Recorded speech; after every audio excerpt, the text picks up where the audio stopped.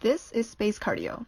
We will be learning about how gravity impacts the cardiovascular system and what changes occur to an astronaut's body after they go to space. On Earth, we experience approximately 9.8 meters per second squared of acceleration constantly due to gravity.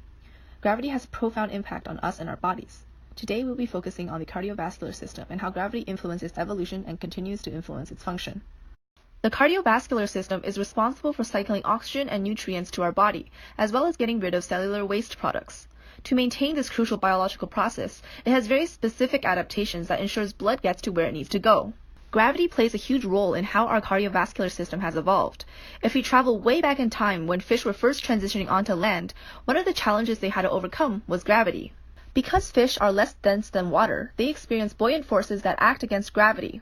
This reduces the net downwards force that they experience. Therefore, before these fish would be able to survive and move around on land, they would need to develop a body that can support all of their own weight. Animals had to get stronger musculature and skeletal structure to support this relatively heavier body weight. Along with this, the heart had to work harder against gravity, as well as supply energy to more tissues. Can you think of the similarities between the transition from land to water and Earth to space? In both situations, you are experiencing a decrease in gravitational force. Astronauts actually train for space travel in water to simulate zero-gravity conditions. For humans, becoming biped was a transition that also required cardiovascular adaptations. With our heart located at the center of our chest, our circulatory system must work against gravity when pumping up to our brains and back up to the heart from our feet. This work is powered by our heart. However, our vasculature also plays a role in its success. Arteries are the elastic and muscular vessels that bring oxygenated blood to our various organs. As the heart beats, pressurized blood is pumped through the arteries, which stretches the walls, storing elastic energy. The release of this elastic energy after the pressurized blood passes further propels the blood forward. Additionally, the smooth muscle of the arteries can dilate or contract. By modulating the vessel diameter, the blood pressure can quickly be decreased or increased. The combination of arterial elasticity and musculature allow arteries to deliver oxygenated blood to our organs. Veins, on the other hand, rely on different means to return blood to the heart. Veins have, relative to arteries, a thinner muscle layer and lower blood pressure, both factors that make movement of blood against gravity much harder. Instead, they rely in part on surrounding musculature to help push blood towards the heart. For this to be successful, veins also have one-way valves. This prevents backflow of the blood and ensures a relatively unidirectional movement of the blood. So veins have one-way valves and use surrounding skeletal muscles to return deoxygenated blood to the heart.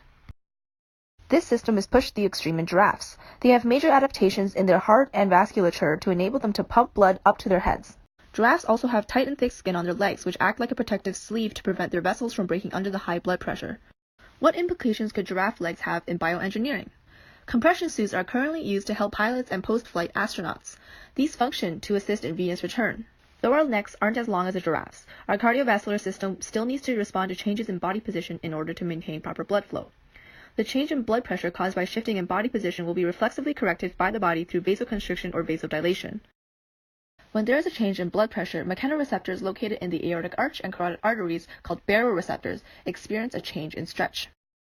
The stretching of the baroreceptors will send off a signal to the brain, which will then stimulate vasoconstriction or vasodilation of the veins. Our body over evolutionary time has adapted to life on Earth. However, astronauts spend around 6 months at the International Space Station under zero gravity. How does this impact our cardiovascular system? Our bodies are accustomed to working against the effects of gravity.